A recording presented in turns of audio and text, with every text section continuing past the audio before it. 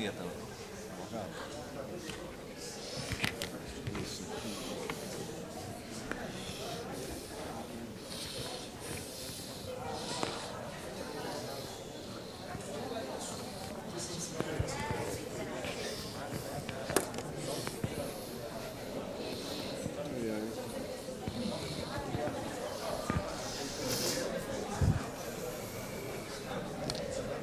Olha, eu só tô com uma folha, a outra você me roubou.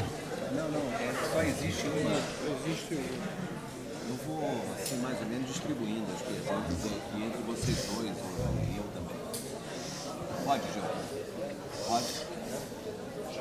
Já está? Então, vamos começar a nossa sessão de perguntas e respostas.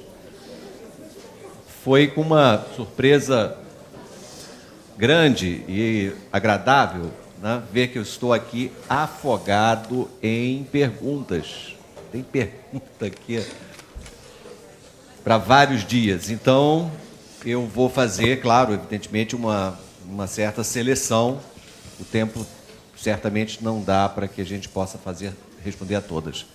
Enquanto eu faço essa seleção, vocês já estão vendo ali no quadro aquelas duas figuras, né, e uma propriedade que elas têm.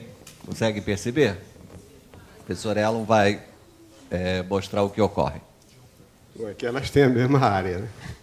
Mas mais do que isso, eu mencionei aqui que uma peculiaridade que ocorre no plano e não ocorre no espaço é o seguinte: o análogo dela não ocorre no espaço. Dois polígonos que têm a mesma área, eles sempre são equidecomponíveis, ou seja, você pode decompor um deles em pedaços poligonais e depois rearrumar esses pedaços sem alterar o tamanho nem a forma e colocar de tal modo que ele forme outro polígono. Por exemplo, aqui no quadro, vocês estão vendo coladas duas figuras que são um quadrado e um triângulo equilátero.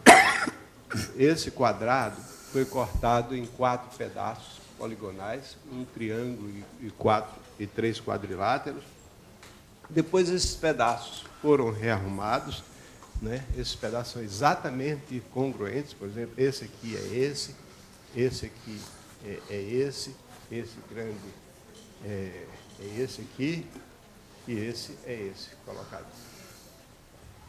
Agora, isso pode ser feito até de uma forma um pouquinho mais peculiar. Quer dizer, você pode fixar um desses lados e colocar parafusos em alguns outros, de tal modo que você dá uma rotação aqui de 180 graus nesse triângulo, com base aqui, depois vai rodando os outros, aí quando você completar a rotação, fica com o triângulo. Isso não acontece no espaço a 3 dimensões. Nós observamos que no espaço a 3 dimensões, para se obter a área, o volume de um prisma, de uma pirâmide, etc., mesmo que sendo uma figura poliédrica, é necessária uma passagem ao limite. Existe uma pergunta aqui, a primeira pergunta dessa lista é assim: como ficaria a fórmula da área de um triângulo se a unidade de área for a área de um triângulo equilátero de lado 1? Tá? Olha, não importa qual a unidade de área que se tome, sempre o elemento básico para o cálculo das áreas é o retângulo. Porque o retângulo ele tem umas propriedades simpáticas, como, por exemplo, que você pode dividir o retângulo em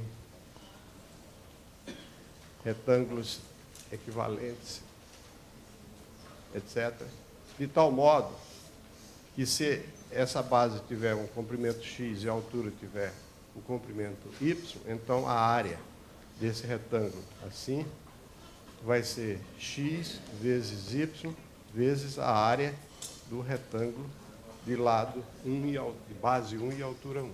Isso porque o retângulo ele tem essa propriedade. Não importa qual unidade de área que a gente escolha, a área do retângulo é sempre proporcional à base e proporcional à altura.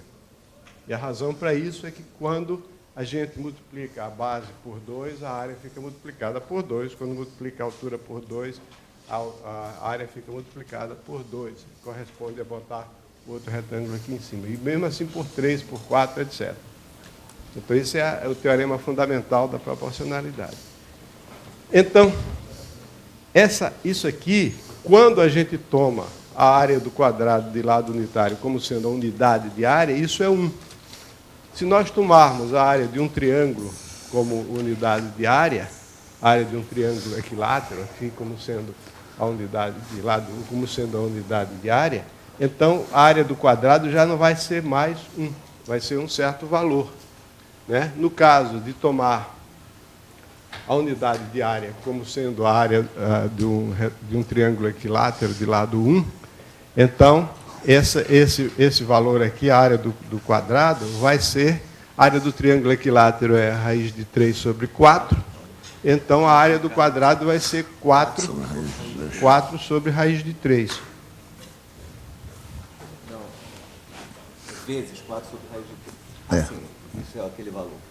X vezes, então a área do retângulo vai ser x vezes y vezes 4 sobre raiz de 3. Aí, tendo a área do retângulo, você tem imediatamente a área do paralelogramo e a área do triângulo também. Porque a área do paralelogramo, escala, né? aí só muda e vai tudo aparecer multiplicado por essa constante, que é o inverso da área usual daquele objeto que foi tomado como unidade de área.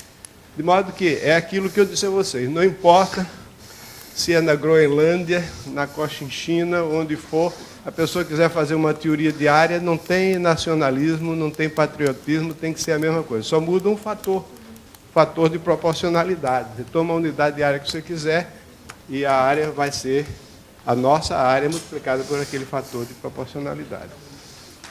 Então, a área do triângulo, respondendo à pergunta, a área do triângulo é a metade da base vezes a altura, vezes 4 sobre raiz de 3. Tá? Muito bem.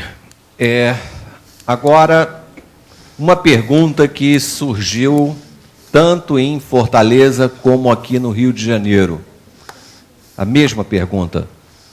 Os livros didáticos falam primeiro em juros simples e depois em juros compostos. Onde se aplicam na vida real os juros simples? A mesma coisa vem de Fortaleza. O aluno Matias. Gostaria que comentassem a fórmula para juros simples e, pedagogicamente, devemos ou não ensinar juros simples na sexta série? Segundo o consagrado matemático brasileiro Augusto Morgado, juros simples não se aplicam na vida real, só nos contos de fadas, não é isso?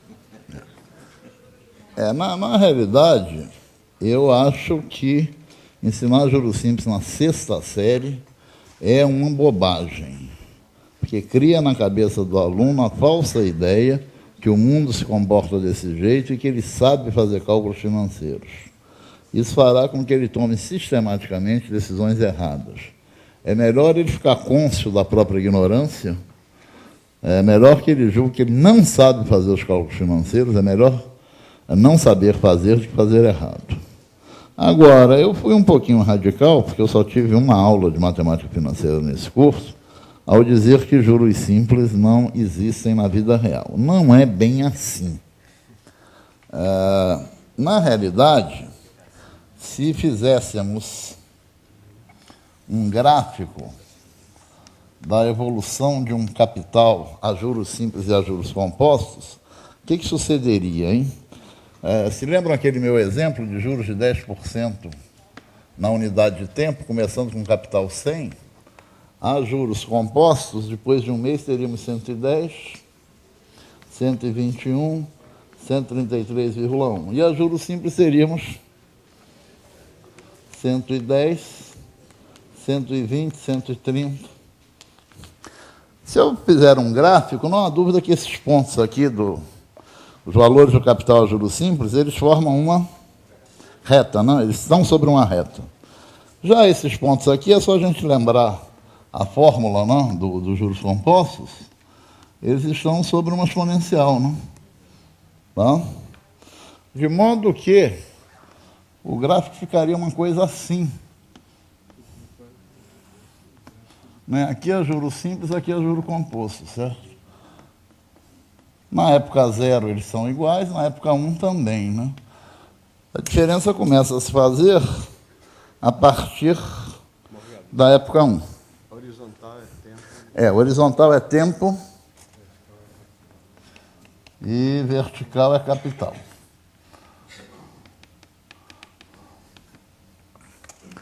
Eu também não tive tempo de comentar durante o curso a regra de ouro da matemática financeira.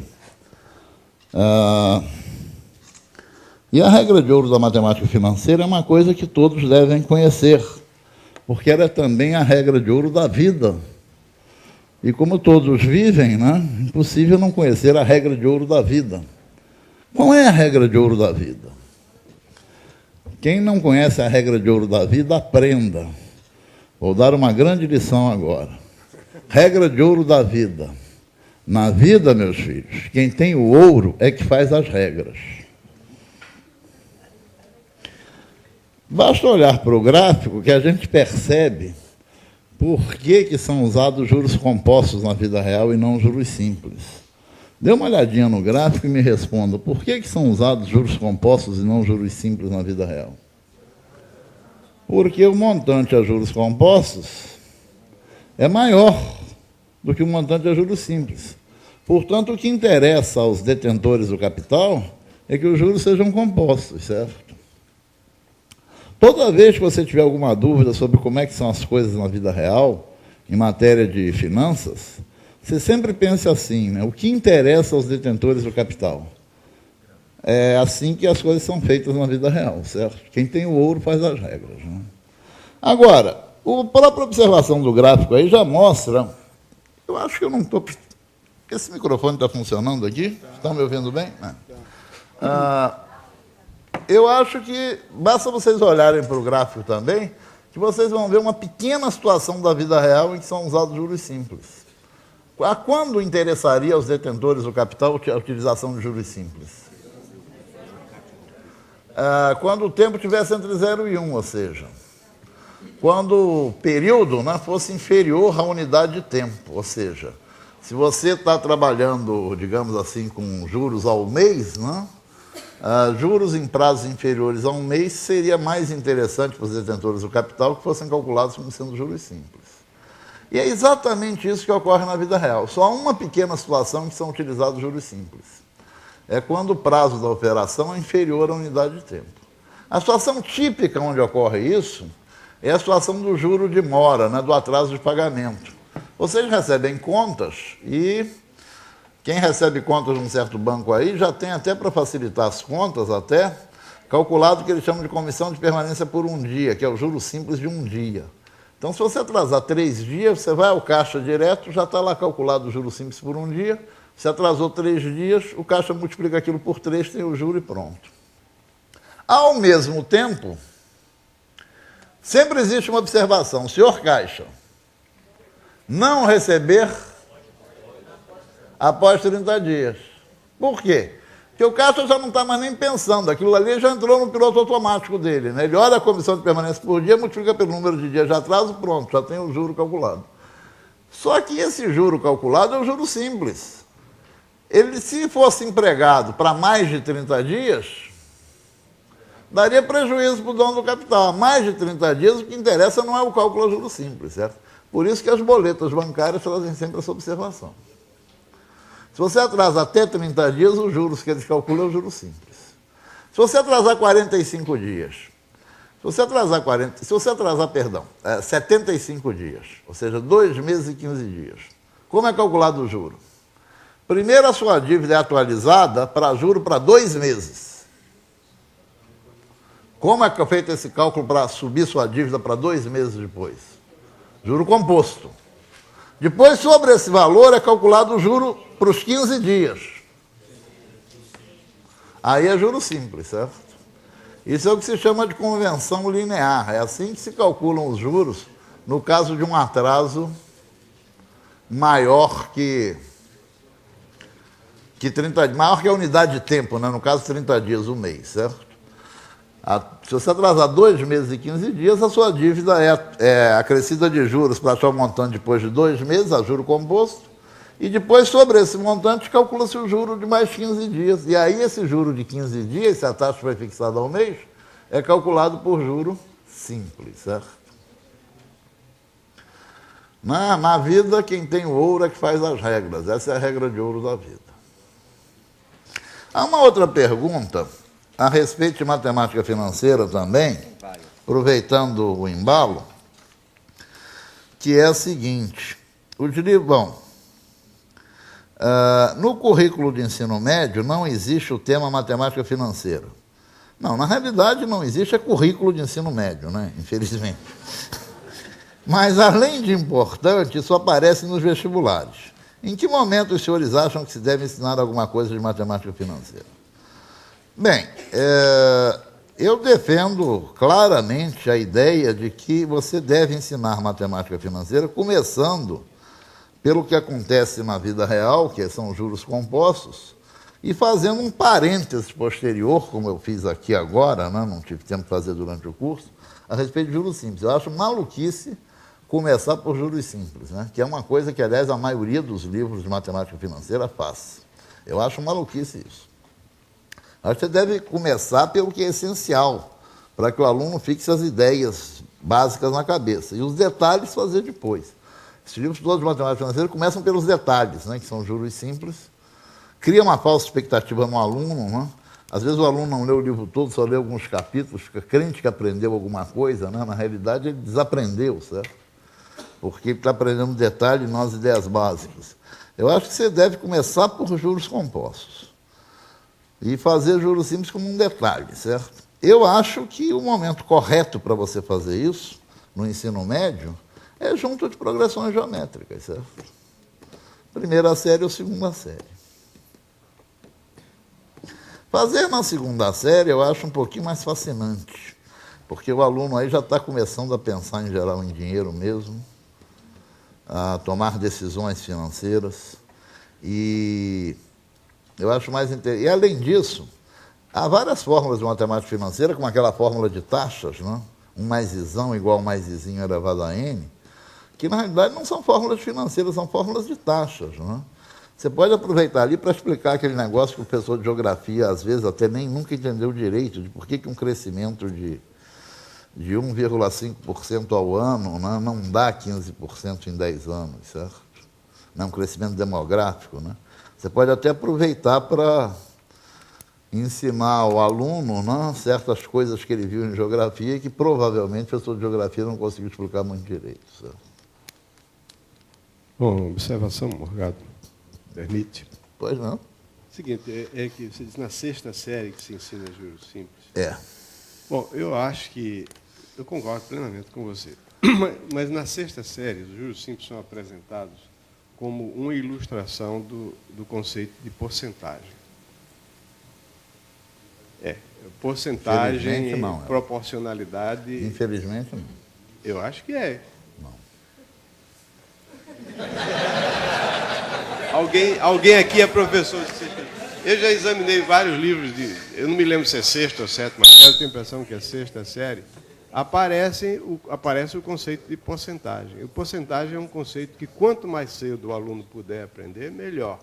Se juros simples não é a melhor maneira, porque eu concordo com você, conduz a pensamentos equivocados a respeito da iteração de juros simples, o professor e o livro devem procurar outros exemplos importantes, porque eu acho que o conceito de porcentagem é fundamental para o entendimento do mundo atual, que as coisas são sempre referidas à porcentagem. É isso. Não, eu concordo plenamente. E eu acho até que exatamente um defeito desse livro de 6ª série é quererem fazer uma pretensa aplicação real de porcentagem, ensinando juros simples, quando, na realidade, há zilhões de aplicações de porcentagem mesmo da vida real que eles não fazem. Exemplo típico de conta que eles poderiam fazer na 6ª série. O meu salário aumentou 20%, as minhas despesas aumentaram 30%, de quantos por cento foi meu prejuízo? Dois aumentos sucessivos de quanto dão um aumento total de quanto? Há zilhões de aplicações da vida real, né? Se a base de um retângulo aumenta tantos por cento e a altura aumenta tantos por cento, quanto aumenta a área. Há milhões de aplicações reais, né? Reais, que aparecem a quase toda hora, que poderiam ser feitas na sexta série, não são feitas, ou na sétima, né? Não são feitas, e é feita essa aplicação maluca de...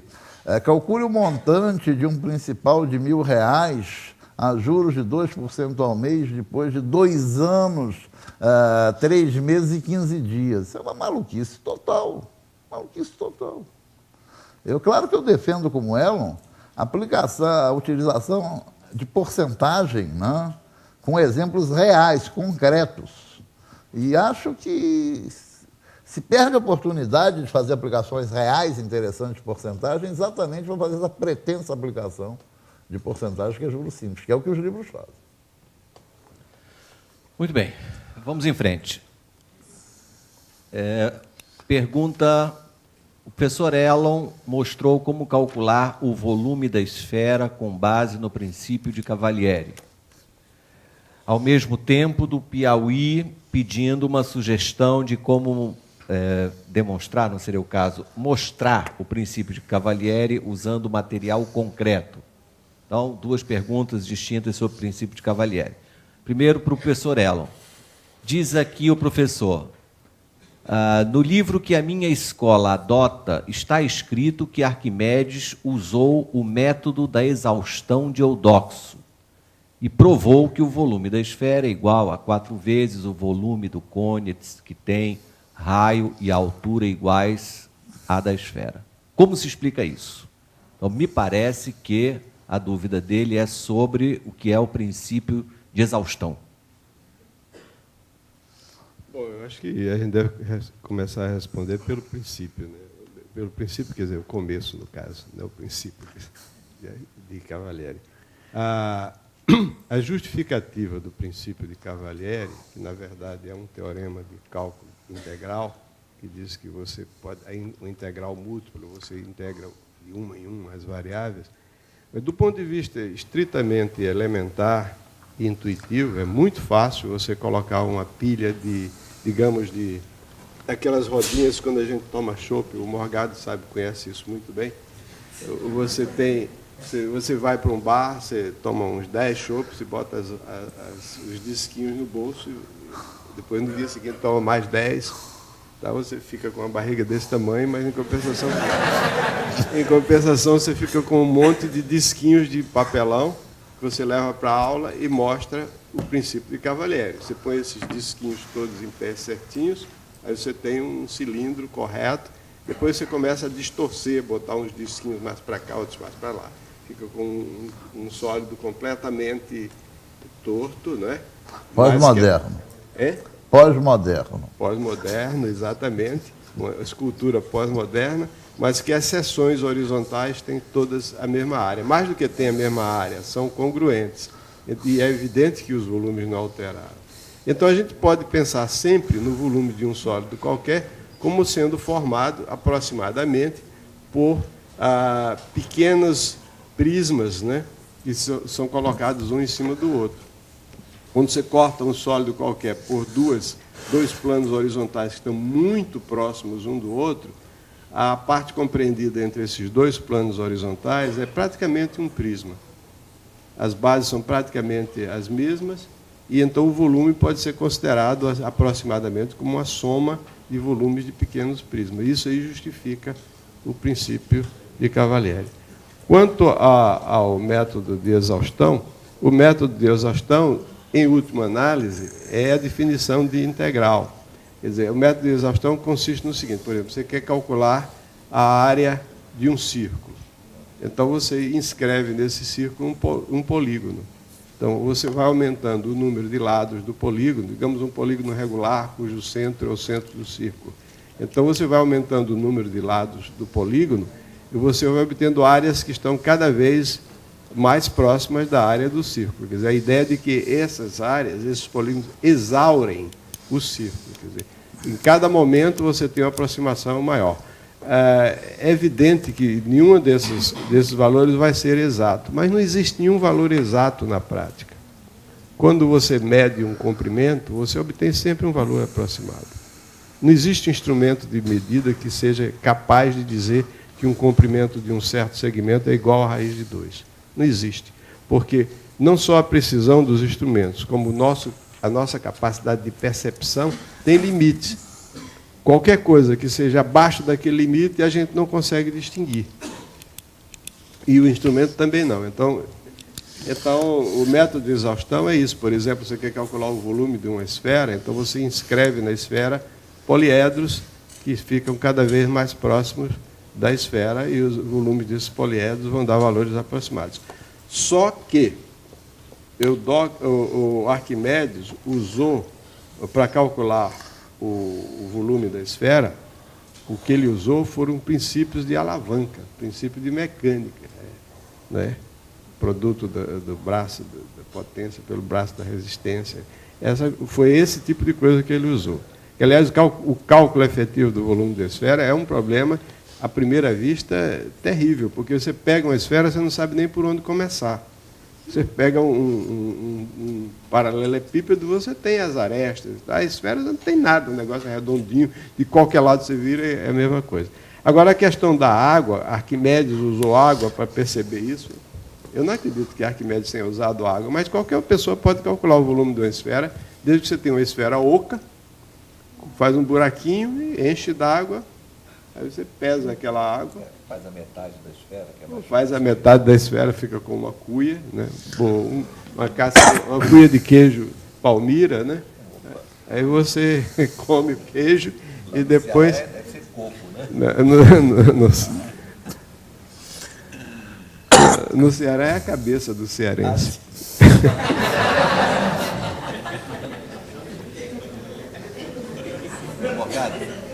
Você não quer comentar essa? Desculpe, meus queridos amigos cearenses. Eu quero, rapidamente.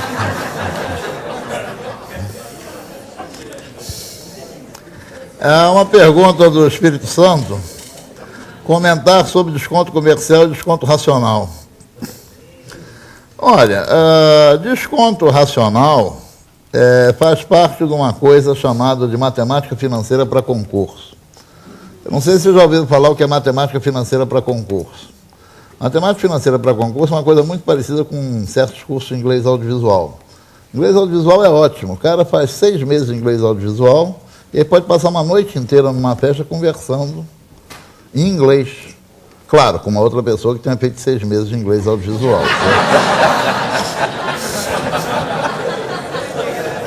Eles se encontram na festa e começa aquele diálogo, né? Hello, how are you? Fine, thanks, and you? E aí, daqui a pouco, baixa aquele silêncio sepulcral, aí um olha para o outro, aí aponta para a mesa. This is a book? No, this is not a book. E eles vão conversando a noite inteira em inglês.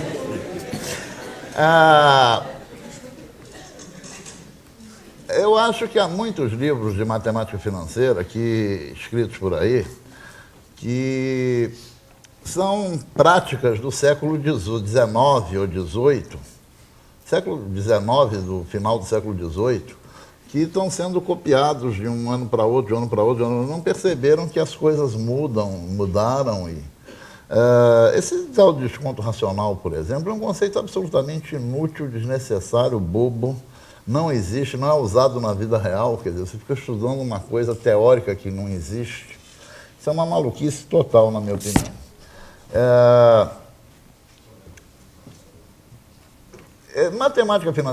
Matemática financeira sofre um grave problema, que é o seguinte: você só pode fazer alguma coisa real, relevante, se você tiver calculadora.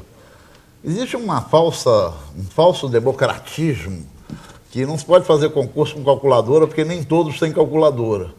Então ficam inventando essas coisas malucas, desnecessárias, bobas, tolas, e cobrando essas coisas em concurso, certo? Matemática financeira para concurso é um negócio que serve para você fazer concurso onde cai a matemática financeira para concurso, certo? Um concurso que o cara precise de matemática financeira, tipo Banco Central, etc., essas bobajadas não caem, certo? Mas não caem mesmo.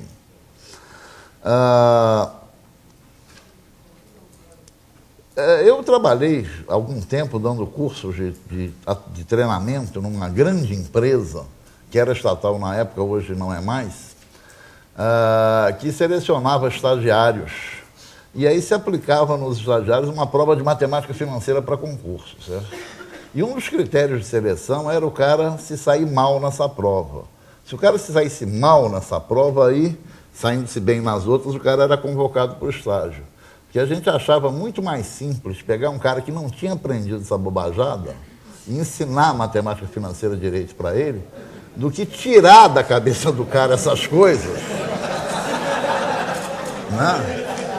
Então a gente cobrava desconto racional, prazo médio, certo? Prazo médio. É um bando de bobagem. Métodos divisores fixos, que é um negócio que era usado para calcular juro antes de calculadora, certo? E a gente cobrava uma prova com esse negócio. Se o cara soubesse aquilo dali, a gente dizia, esse não. É melhor um que nunca tenha aprendido essa bobajada, a gente ensina direito, que tirar da cabeça do cara essa bobajada toda, certo? Agora, desconto comercial, desconto bancário, é um negócio realmente utilizado ainda em algumas operações, certo? É um cálculo extremamente simples, né? De modo que eu vou sugerir, né, que leia o livro Progressões em Matemática Financeira, né, dos qual eu sou um dos coautores, o professor Wagner é o outro, a professora Sheila Zani é a terceira, o livro Progressões em Matemática Financeira, publicado pela Sociedade Brasileira de Matemática. E que não dê muita importância a essas bobajadas que ainda são cobradas, infelizmente, em certos concursos, né? Tipo prazo médio, vencimento médio, desconto racional. Essas coisas não existem no mundo que a gente vive, certo? Métodos divisores fixos, método hamburguês, essas coisas todas com o advento das calculadoras sumiram do mapa, certo? Sumiram do mapa. Muito bem. Agora uma pergunta de Pernambuco. Professor Silvio, diz ele assim: sabemos que a soma das distâncias de um ponto interior de um tetraedro regular, as faces desse tetraedro, vale a altura do mesmo, quer dizer, é constante. Existe alguma relação similar para os demais poliedros regulares? A resposta é sim. No caso, mostrar que a partir de um ponto interior a um tetraedro regular, a soma das distâncias às faces é constante, é mais difícil imaginar a razão do que nos outros poliedros. Repare que nos outros poliedros, para cada face regular, estou dizendo poliedro regular, para cada face existe uma outra paralela. Então, imaginem, por exemplo, um cubo e um ponto qualquer interior ao cubo. Então, a distância a uma face, somada com a distância dele à face oposta, é uma distância que mede a distância entre duas faces. Em outras palavras, essa medida é o diâmetro da esfera inscrita, esfera que cabe lá dentro, né, do cubo. Pegue duas outras faces opostas, então desse mesmo ponto, a soma da distância à face da direita mais a soma da distância à face da esquerda ainda é a mesma distância total, é o diâmetro da esfera que existe dentro do cubo, inscrita. E a mesma coisa para a face da frente e para a face de trás. Então, em qualquer outro poliedro regular, o raciocínio é o mesmo. É verdade que a soma das distâncias de um ponto interior a todas as faces dá um valor constante. Tá? É um número que é múltiplo, né, da esfera, do diâmetro da esfera inscrita. Como o tetraedro regular é o único poliedro que não tem essa particularidade, né, para cada face não existe uma face oposta, então essa propriedade ainda vale no tetraedro regular, mas a demonstração é um pouco mais sofisticada.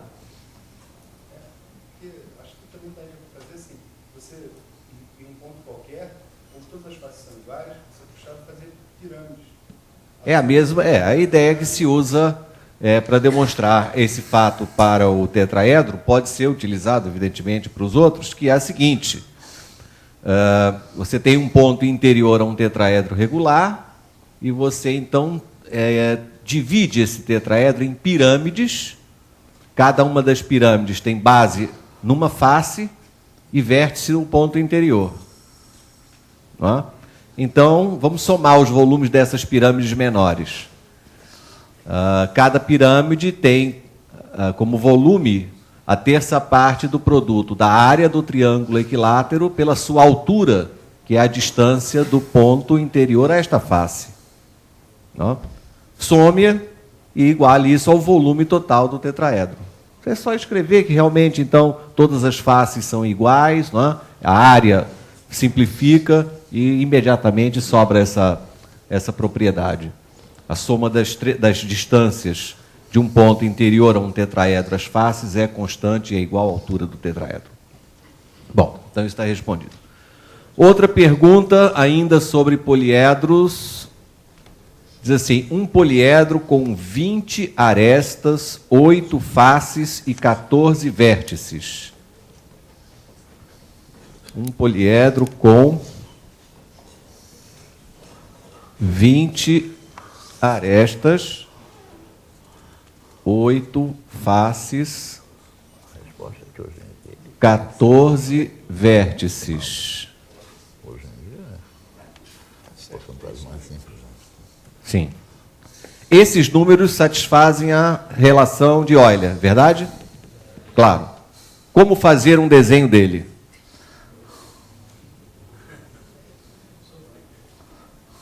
Como fazer um desenho dele? Alguém tem uma ideia? Resposta: ninguém vai conseguir fazer um desenho dele. Esse poliedro não existe. Quer dizer que não basta que esta relação V menos A mais F igual a 2 seja satisfeita para garantir a existência de um poliedro? Não. Claro, é só botando números pequenos aqui, você vê, pode arrumar 3 números que satisfaçam essa relação, e evidentemente o poliedro não existe, né? Mas esses 3 números aqui também satisfazem, e eu afirmo que não existe um poliedro com esses números. Uma coisa que vocês, então, podem ler num artigo recente da revista do professor de matemática é que é necessário que se cumpram as seguintes desigualdades.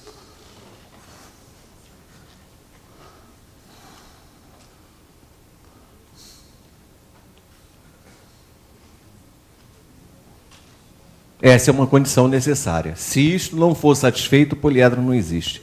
E é o que ocorre com esses números aqui, né? Aqui desse lado você tem 26 e aqui 24. Esse cara não existe. Essa e, evidentemente, a relação que é dual da mesma.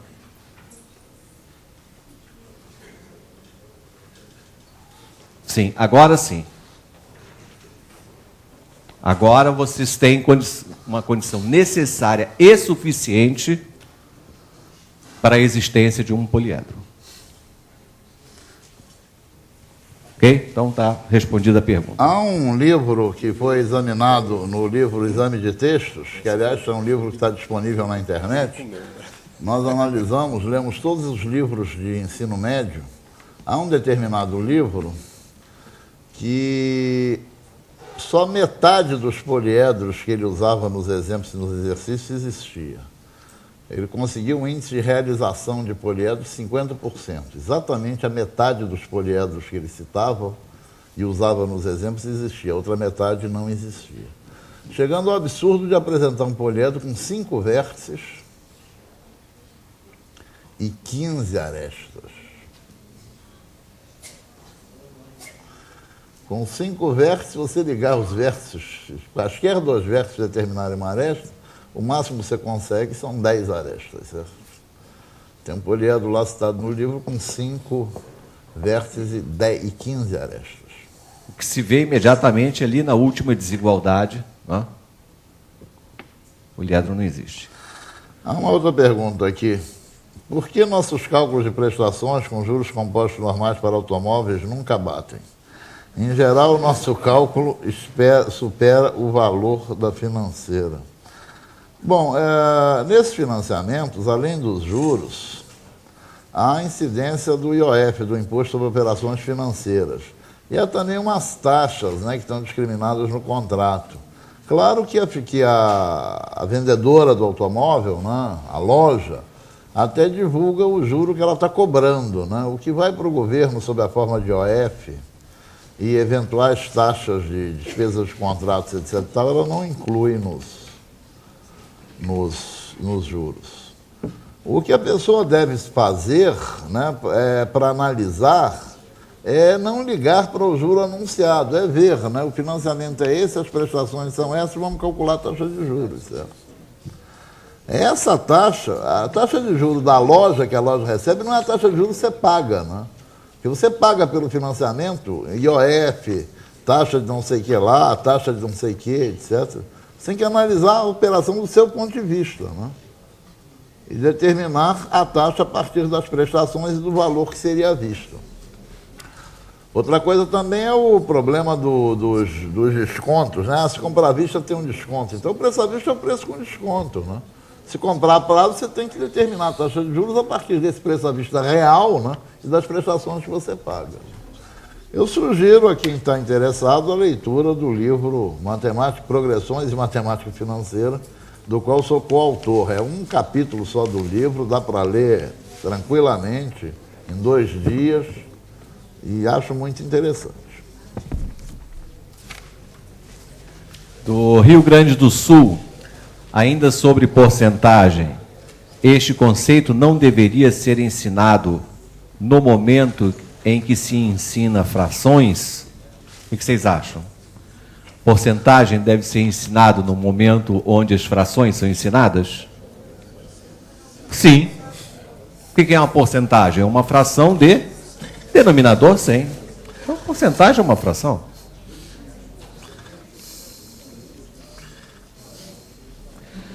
Outra pergunta. Nos livros didáticos, os problemas de combinatória são divididos em problemas de permutação, arranjo e combinação. É fato. O livro de combinatória do IMPA, capa vermelha, não faz essa classificação. Como devemos fazer em sala de aula?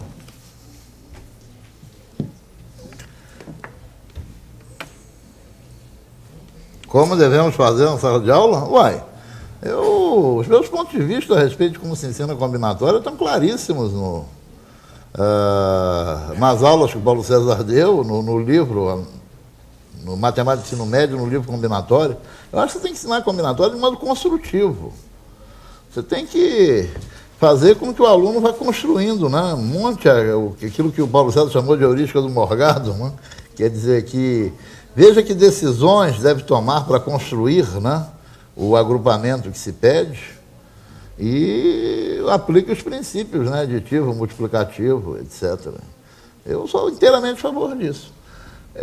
Então diriam alguns, você é contra a fórmula? Não, não sou não. Eu acho que por exemplo, eu não preciso, em princípio, decorar quanto é que vale 8 vezes 9. Eu posso fazer 9 mais 9 mais 9 mais 9.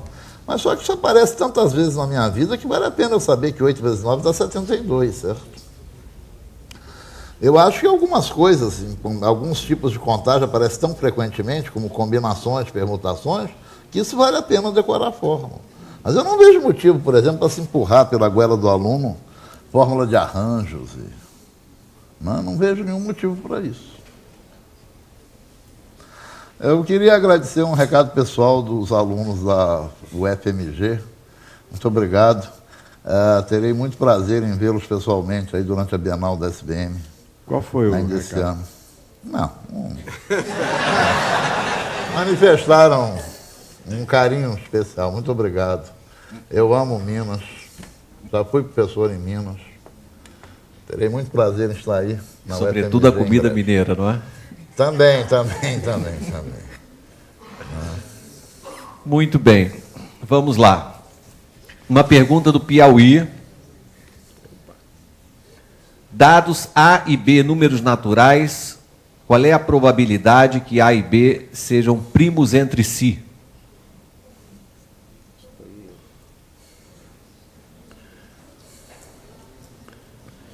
É uma pergunta dificílima, mas a resposta apareceu no filme de hoje.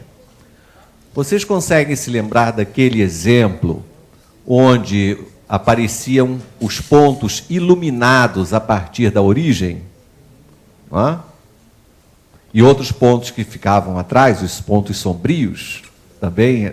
Não é? Nos pontos sombrios, as coordenadas, elas não eram números primos entre si. O ponto iluminado, sim. Todos os pontos iluminados têm coordenadas que são números primos entre si. E a resposta, não é? Qual é a porcentagem dos pontos iluminados? O filme deu, evidentemente não demonstrou. A resposta é 6 sobre π ao quadrado. Não é? Essa é a probabilidade de, escolhidos ao acaso, dois números naturais, deles serem primos entre si. Isso dá cerca de 60%. Cerca de 60%. Não, era só para você fazer um desenho ali, mostrando por quê, né? Que os pontos obscuros têm as coordenadas que não são primos. Só desenhar uma reta. Ponto iluminado e ponto sombrio, né? Quer dizer, não no caso dos poliedros, mas aqui na... Você está fazendo uma reta de 45 graus. E 45 graus, nada. Não, vou botar até isso aqui, ó.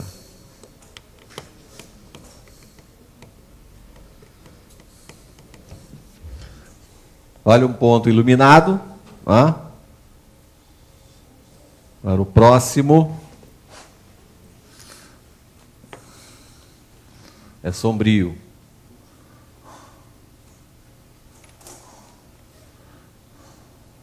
E assim por diante. Então, os pontos iluminados são exatamente aqueles cujas coordenadas são números primos entre si. E os sombrios, os múltiplos deles. Muito bem. Então, isso está bem. Ainda do Piauí, sabemos que a soma dos ângulos externos de um triângulo é 360 graus. Ok. Como convencer o aluno para não somar em cada vértice dois ângulos externos e encontrar 720 graus? Quer dizer, não é questão de convencer, é questão de convencionar. Que você, ângulo externo, você vai tomar um em cada vértice, pronto, acabou. Então, num triângulo, cada vértice tem um ângulo interno e um ângulo externo. Quer dizer, mas se já me perguntaram, ângulo externo não teria que ser todo esse? Quer dizer, aí a confusão da palavra externo, né, usada no sentido comum, com uma outra que eu estou usando com um significado preciso. Então, ângulo externo não é o que é exterior todo. Ângulo externo é, por definição, ângulo formado por um lado e pelo prolongamento do lado vizinho. Considera-se um ângulo externo em cada vértice, está liquidada a questão. Depois temos outra aqui. Caiu em um vestibular, escolhendo ao acaso 3 vértices de um cubo, qual é a probabilidade que eles estejam na mesma face? Se você escolhe 3 vértices de um cubo tem 8 vértices, não? De modo que o número de casos possíveis é a combinação de 8, 3 a 3. Agora, quais são os casos favoráveis? Como é que você pode escolher 3 vértices? Espera aí, 3 vértices coplanares, não? Qual é a probabilidade de estarem numa mesma face, né? Como é que você pode escolher 3 vértices numa mesma face? Nessa face aqui de cima do cubo, de quantos modos você pode escolher 3 vértices nesta face? Combinação de 4, 3 a 3, que dá 4. O que você fez para esta face, vale para as outras, né? Então dá 6 vezes 4, né? Isso aqui dá 24 sobre 56, né? Simplifica por 8. 3/7.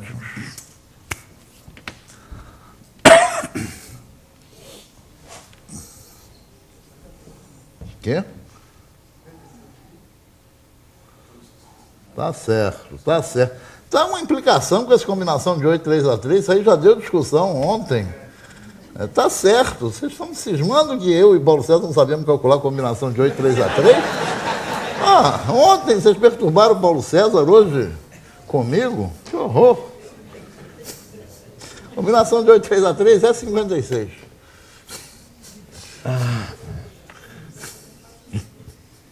Quem pergunta de Rio Grande do Sul.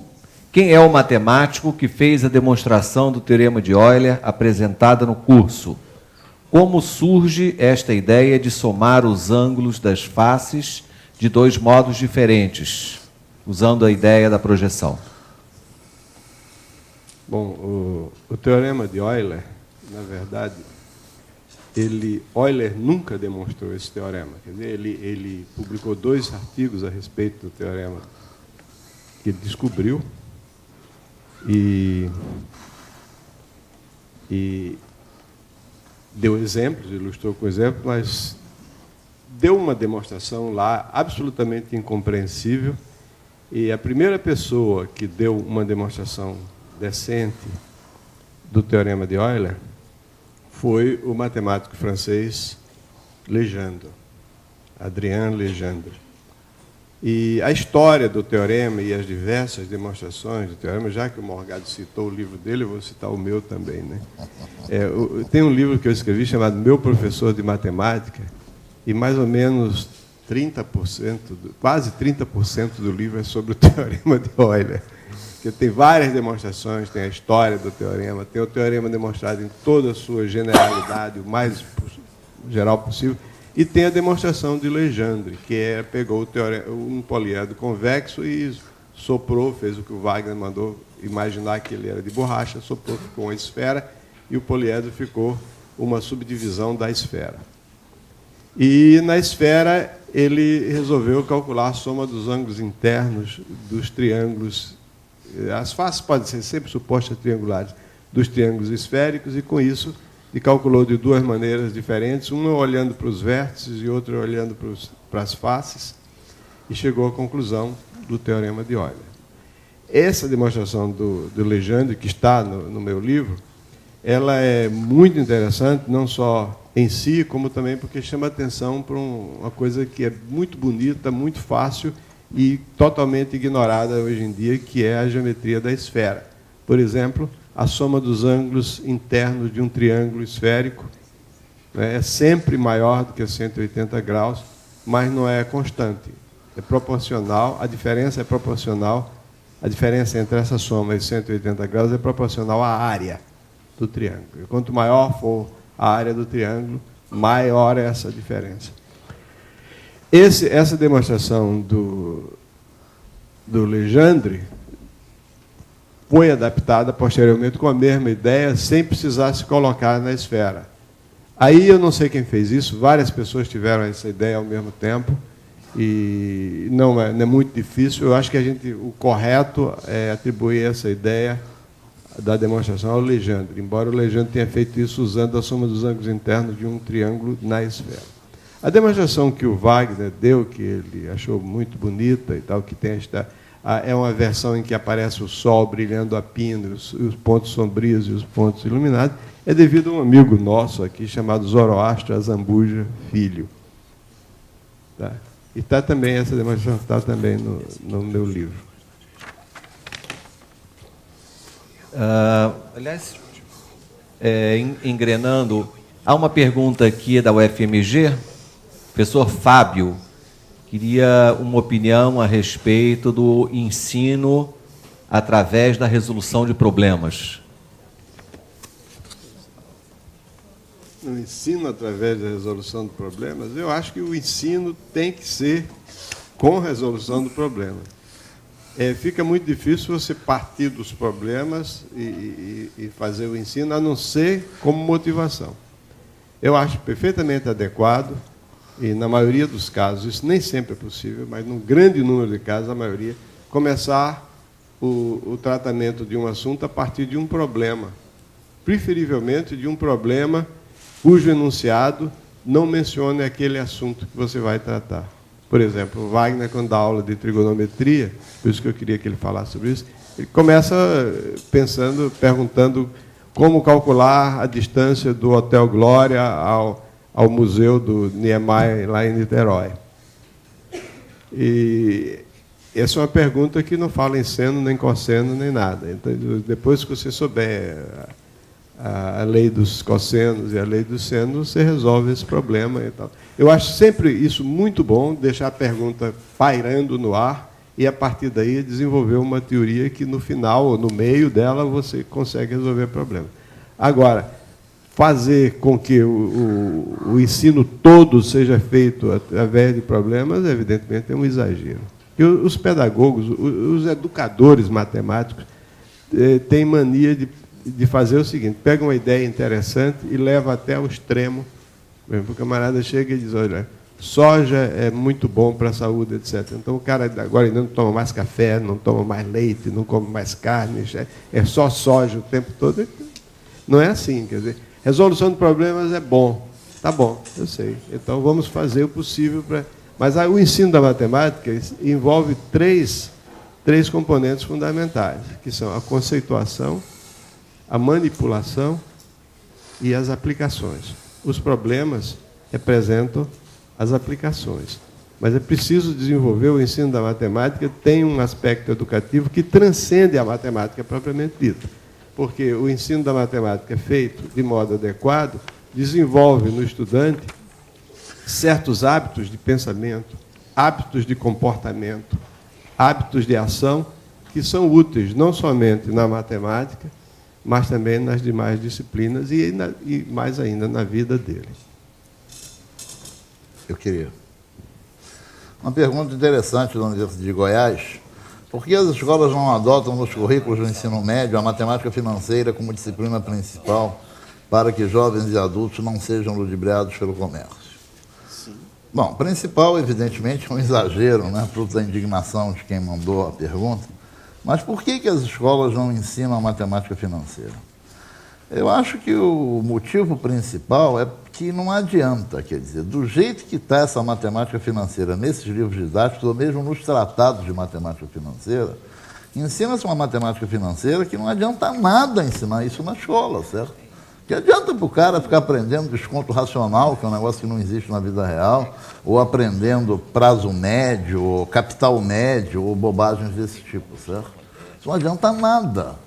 Se isso aí para ter alguma utilidade, tem que ser ensinada a matemática financeira que existe na vida real, certo?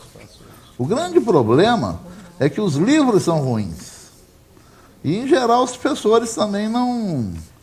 Os professores vão aprender matemática financeira aonde? Nos livros. Os livros são ruins, então a pessoa não tem prática disso, não consegue fazer uma aula atraente e útil, certo? É o problema desse lixo cultural dos livros. Uma outra coisa onde está se dando um problema hoje em dia é na parte de estatística. Convencionou-se que é bonito aprender estatística. Então, os autores dos livros didáticos estão, em geral, pondo capítulos de estatística no livro. O autor, em geral, não sabe o que é estatística, não tem nem desconfiança de para que serve, não sabe a ênfase das coisas, então fica aquele lixo. Aí a pessoa pega o livro e tem aquilo ali, vamos ensinar estatística. Toca calcular média, moda, mediana, besteiras como fórmula de Zuber, moda de King e outro besterol desse tipo. Assim não adianta nada. Pergunta de Maceió. Podemos gravar em CD o vídeo das aulas e distribuir gratuitamente aos alunos? A nossa resposta é sim. Toda atividade, se for para melhorar a educação, motivar o ensino e aprendizado da matemática, pode ser feito, claro. Não, aqui eu nem verifiquei se eu sou gordo, que esse vídeo vai ser distribuído. Com uma ressalva, os filmes que nós passamos hoje não podem ser reproduzidos. Eles têm direitos autorais, e, enfim, ok? Quanto às aulas, então, podem ser gravadas em vídeo, em CD, distribuídas, mostradas? Eu tenho a impressão de que a gravação dos filmes em CD, eu acho que desde que não sejam para ser vendido, é autorizada pelos próprios filhos. O que você não pode é botar num site. Porque no momento em que você põe aquilo num site da internet, ele se torna domínio público. Aí qualquer pessoa pode usar aquilo, inclusive para vender. Porque esse livro do projeto Mathematics, o outro eu não sei, dos poliedros. Os filmes, os vídeos do projeto Mathematics têm escrito lá que podem ser reproduzidos, desde que não sejam para... Mas é melhor ir com cautela. Vamos com cautela nesse assunto para não termos problemas posteriores. Qual é o nome do poliedro que tem 12 faces pentagonais, 20 faces hexagonais, 90 arestas e 60 vértices?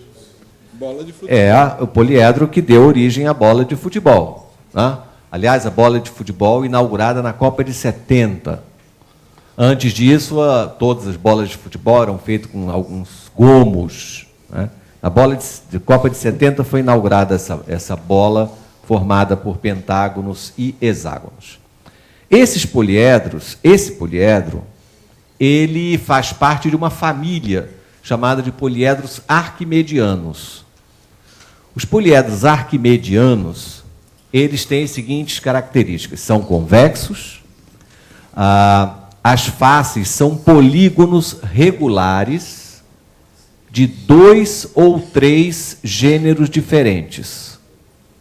Tá? Repetindo, poliedros arquimedianos são poliedros convexos, cujas faces são polígonos regulares de 2 ou 3 gêneros diferentes. Então, provou-se não sei quando, na época de Euler, que existem apenas 14 poliedros arquimedianos.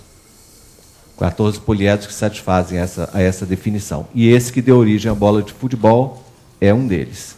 Se chamam poliedros arquimedianos porque o próprio Arquimedes já tinha inventado diversos dessa família, né? Então leva o nome de poliedros arquimedianos. Tem aqui um recado para mim. O pessoal, os meus queridos amigos e afilhados do Ceará, não ficaram zangados com a minha referência. Muito obrigado pelo espírito esportivo. Devem ser torcedores do Fortaleza, que é tricolor cearense, né? O Centro Acadêmico da Universidade Federal do Ceará agradece a oportunidade de participar deste evento e parabenizá-lo pela enorme contribuição ao processo de crescimento do raciocínio de nós, estudantes, futuros professores. Convidamos o caro professor Elon para visitar o nosso centro acadêmico, que com orgulho leva o seu nome.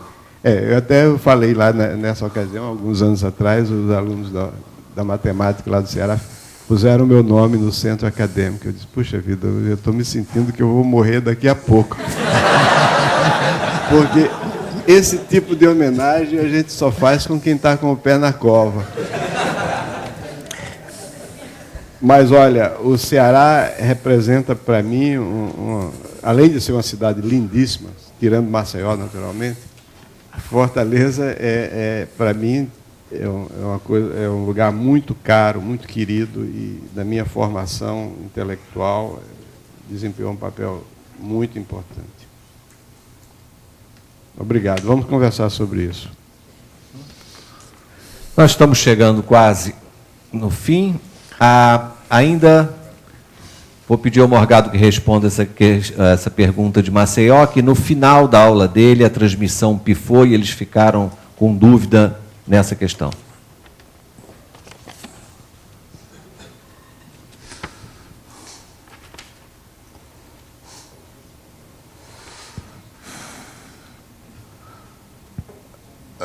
Uma geladeira custa à vista R$ 900 e pode ser paga em 6 prestações mensais iguais, vencendo a primeira 2 meses após a compra, com juros de 4% ao mês. Determinar o valor da prestação. Uma geladeira custa à vista R$ 900. E ela pode ser paga em prestações. A primeira prestação vencendo 2 meses após a compra.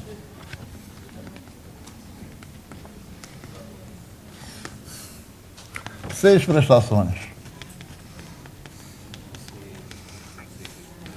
Os juros são de 4% ao mês, que é o valor da prestação. Bom, aqui eu tenho uma série uniforme, e para a série uniforme eu tenho uma fórmula excelente que me dá o valor da série um tempo antes da primeira prestação. Logo eu vou trabalhar com essa data focal aqui, a data 1. Qual é o valor desse? Quanto vale esses 900 aqui na data 1? Tem que levar um tempo à frente. Então, 900 vezes 1 mais I. 1 mais I elevado a 1. E o valor desta série de 6 prestações aqui é o A da série. Então, é P, 1 menos 1 mais I, elevado a menos N sobre I. O que dá para a prestação o valor 900 vezes 104 vezes 004 sobre 1 menos 104 a menos 6.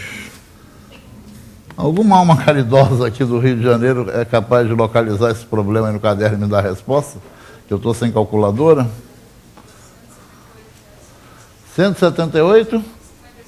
55. Era esse o problema. Muito obrigado. Respondida a questão. Agora, uma pergunta que acaba de chegar. A pergunta é para o professor Paulo César. Ele está chegando aqui, mas ainda não tomou posse, então eu vou responder. A pergunta tem 2 partes. O nome do autor da pergunta também é Paulo César. Ah, é? É aqui do Rio de Janeiro.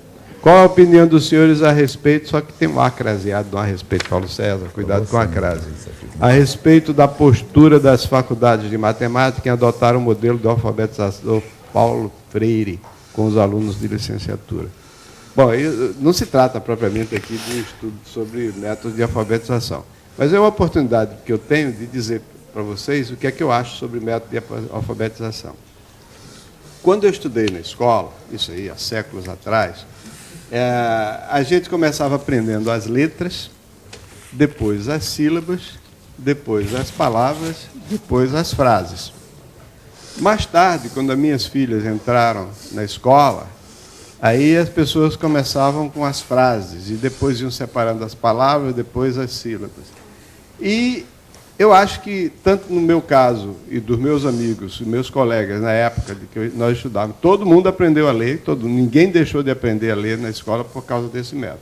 E tanto o caso das minhas filhas e das coleguinhas dela também aprenderam perfeitamente. Mais tarde eu tive a oportunidade de ler um livro muito interessante, chamado A Vida de Jesus, de um escritor francês famoso chamado Ernest Renan, no qual ele dizia que Jesus Cristo aprendeu a ler, juntamente com os seus colegas, em aramaico, né, que era a língua que eles falavam, da seguinte forma: o responsável pelo ensino, que era um levita que tinha os seus livros sagrados lá, abria o livro das Escrituras, e todas as crianças ali em volta dele abriam também as Escrituras, e o levita ia lendo. E as crianças iam seguindo com o dedo. No começo, evidentemente, ninguém entendia nada. Aliás, não era assim, de lá para cá, né?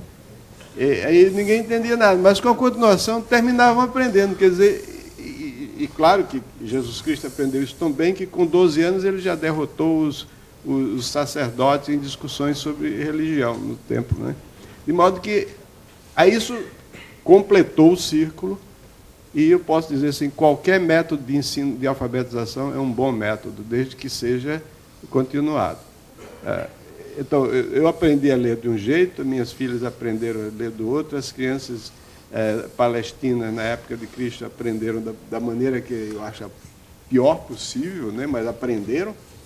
Né? E o método de Paulo Freire é um método Perfeitamente. Se bem que a minha opinião particular, isso tem nada a ver com o que a gente está vendo. E a segunda, é também importante ressaltar que não existe, ao menos na UERJ, um preparo para a educação no ensino médio apenas no ensino fundamental.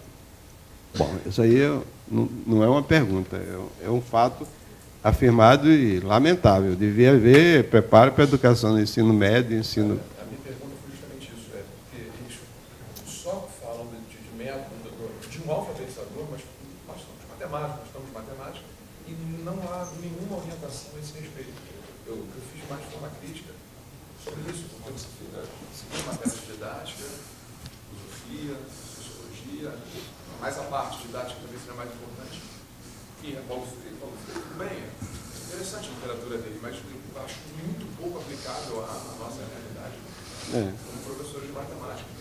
De um modo geral, os educadores matemáticos, eles dão muito mais importância à educação do que à matemática propriamente dita. Aliás, um deles, um dos líderes, já escreveu num documento distribuído pelo Ministério da Educação, que em educação matemática o importante não é a matemática, o importante é a educação. Eu não sei o que isso significa.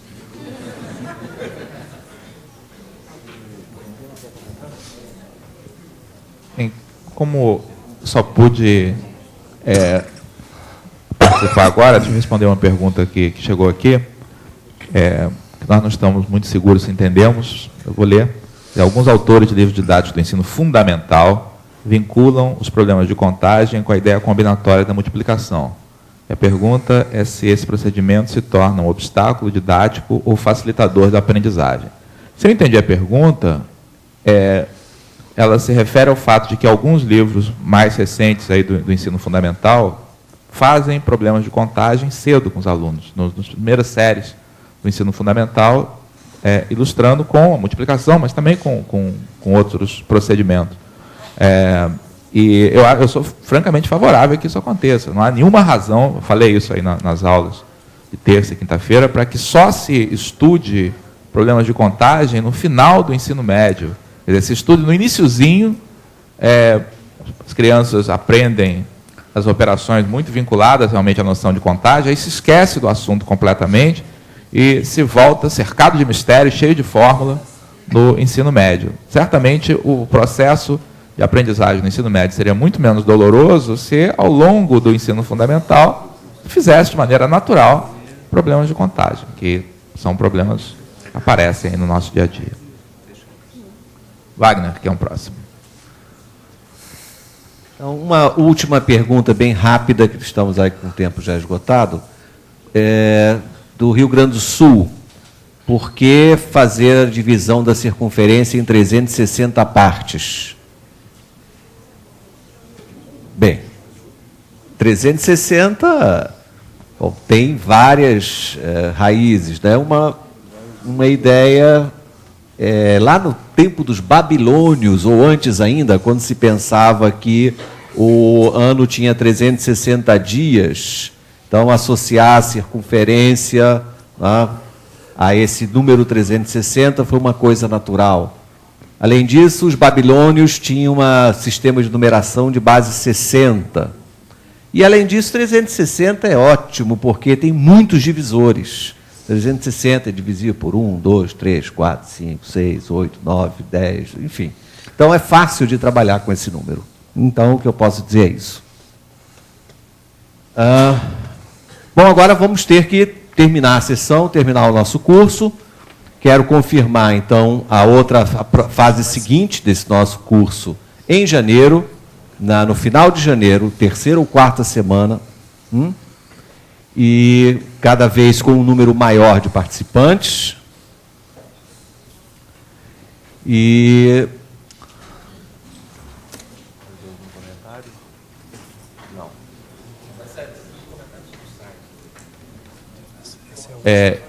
eu só queria lembrar a todos vocês que existem vários sites relacionados aqui ao projeto, ao trabalho, onde podem ser encontradas, por exemplo, as aulas, quer dizer, as aulas que foram executadas aqui essa semana, além de serem transmitidas ao vivo, elas foram gravadas digitalmente, estão disponíveis no site do projeto aqui do INPA, no endereço... Pode escrever também. Você vai mostrar logo o site lá. Então, tem esse site é o site do Instituto do Milênio, aqui do INPA. Então, eu leio. Está escrito milênio.impa.br, fácil. http://milênio.impa.br. Claro, sem acento, como os endereços da internet. Além disso, na página do INPA, nós temos também um site que contém alguns materiais que podem ser de interesse de vocês, que está no endereço. Então, nesse aí, vocês observem que tem toda a parte referente ao primeiro curso, também algumas das aulas, não foram todas que foram gravadas, mas várias das aulas que foram executadas em janeiro também estão disponíveis aí no site. Então, aqueles de vocês que não puderam estar aqui em janeiro, algumas das aulas estão disponíveis aí nesse mesmo site.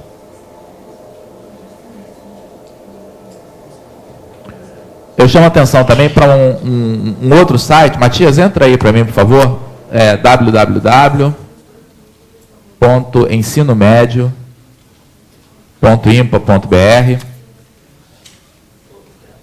que é um site também que a gente mantém relativo ao nosso projeto. E, em particular, nesse site vocês encontram um material que vários já nos perguntaram, que é o livro de análise de textos. Então, o livro de análise de textos, que faz um comentário crítico aí sobre os principais textos para o ensino médio, que nós desenvolvemos aí há 2 anos atrás, aproximadamente, ele está disponível na íntegra aí nesse site.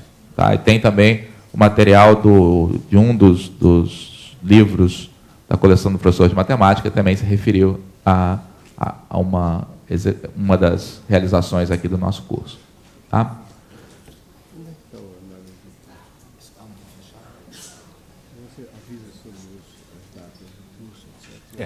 Então, estamos terminando.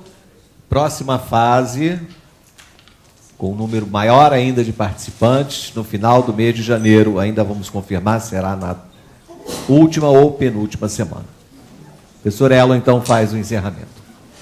Bom, eu queria agradecer, em primeiro lugar, a vocês por terem comparecido aqui com grande interesse, entusiasmo e dedicação a esses dias de trabalho, como também aos nossos colegas que dirigiram atividades semelhantes em Teresina, Fortaleza, Recife, Vitória, Campinas, Belo Horizonte, Porto Alegre, e Goiás. Teresina, Maceió, não falei Maceió, que é horrível, né? Que é a minha terra. Teresina, Maceió, Goiás e Vitória são recrutas. Entraram aqui pela primeira vez e já demonstraram, através das indagações, o interesse. Esperamos que esse número cresça substancialmente das próximas vezes, inclusive porque a participação da RNP nesse projeto necessita dessa expansão a fim de testar os seus equipamentos e mostrar a sua eficiência na atuação que lhe compete por dever legal. Esses locais também se beneficiam da participação, não só sob a forma de discussões matemáticas, etc., como também o projeto do Instituto do Milênio permite que eles consigam novos instrumentos, novo material, novos equipamentos para pôr em efeito isso aqui.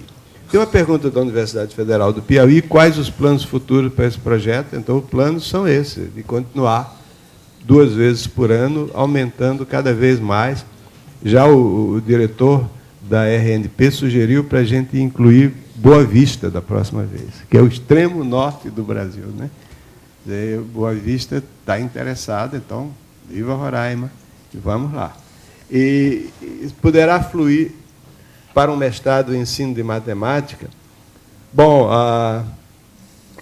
isso aí é uma coisa que depende de cada instituição. Mestrado em ensino de matemática é uma coisa individual. As instituições têm seus planos. O INPA tem um plano a esse respeito, de fazer um mestrado em ensino da matemática, um mestrado profissionalizante, mas está em gestação. E esperamos que, brevemente, a gente possa atingir esse objetivo.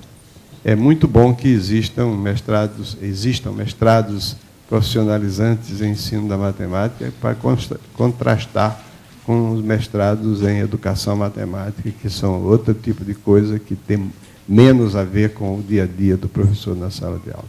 Mais uma vez, eu queria agradecer a presença de todos e esperamos revê-los aqui no final de janeiro. Obrigado.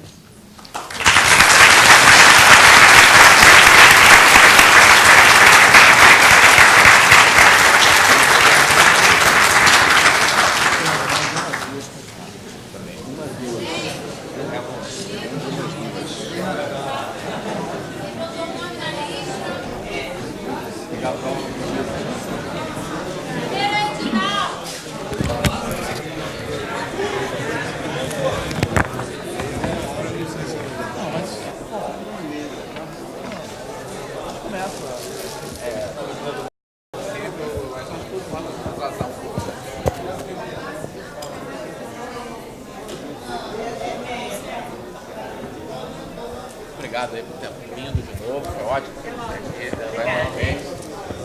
Obrigado. Obrigada.